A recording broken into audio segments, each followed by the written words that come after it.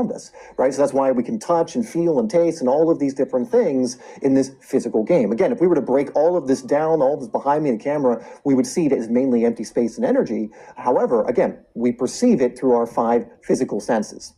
Now, most people stop there. They just perceive things through their 5 physical senses, and they don't develop this other part of themselves, which is the bigger impact, or the one that has the bigger impact when it comes to what they receive in their life.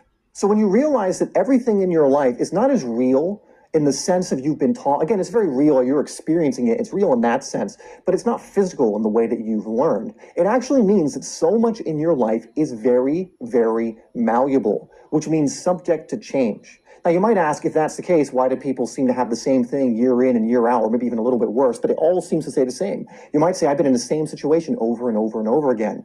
Well, there's a reason for that. It isn't because that's just the way it is and that's your lot in life. That's one of the biggest lies that's ever been given to humanity. That this is your lot, this is what you have to accept, you're this class, you're this thing, and therefore that's what you'll always be. It's one of the biggest lies. It's just so not true. However, if you believe that to be true, you think in that way, you experience things in that way, then it's not that it will always be that way, but you are continually recreating that experience over and over and over again. You see, all of this physical stuff that, again, is made up mainly of empty space and energy, is coming about based on a few different things. They're called effects from certain causes.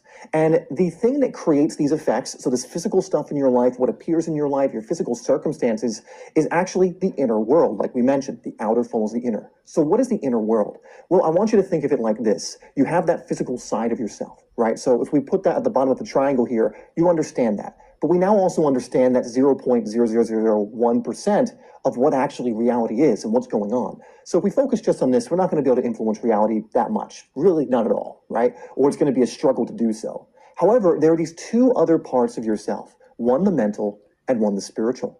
Now, the mental, like I mentioned, is your thoughts, your visualizations, your imaging, anything that kind of we can think of from the mind, right? So obviously thoughts are not physical, not yet at least. Obviously when you visualize things, it's not in your physical space. However, these things still exist. You're still tuning into these things, you're still thinking these things, you're still receiving these things, they're absolutely there. Then you have the spiritual side of yourself, and this is kind of a 2-part thing. It's your connection to something higher. We can call this your higher self, we can call this God, we can call this source, but it's that connection to what we could call the divine. But it is also the emotional self. This is energy in motion, the emotional self. So this is where we're dealing with energy. So thoughts and energy is the simple way in which you can think of this.